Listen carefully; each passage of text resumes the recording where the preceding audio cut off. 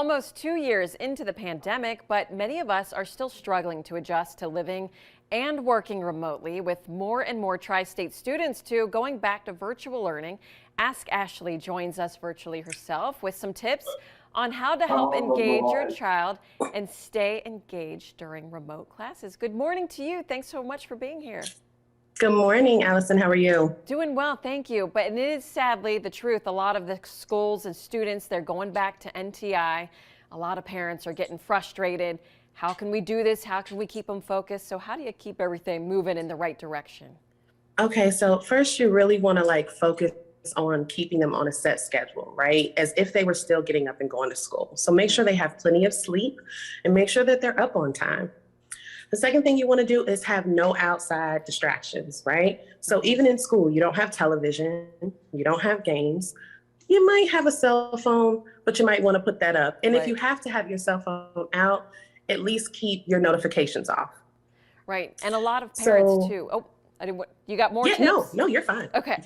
We're on like a delay here since we are virtual, so I apologize for that. But you know, a lot of students, they're getting burned out too. I mean, because they've done this before. This isn't their first go around now. So a lot of students are going, oh man, you know, I don't want to do this again, mommy.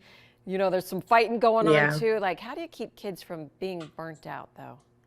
You do have to make sure that they stay active as well. You know, give them those times to take breaks, move around. It's a little cold outside, so I wouldn't recommend going out and working out, but at least give them some time to really move around. I would also encourage them to have snacks nearby because, you know, kids get restless, they get hungry, then they want to find an excuse to get up. So have some snacks nearby and that'll help them as well. And then you can also have a checklist.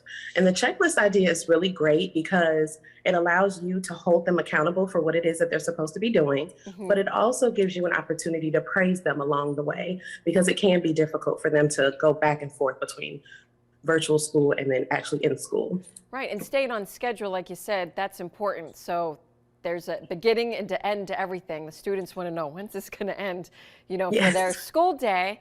And then for little ones too, I think it's great. Give them a little break, you know, add little breaks, like you said, in there. Just make it fun if you can, right? All right. Yeah, for sure. All right. Well, and also you might want to keep the camera on.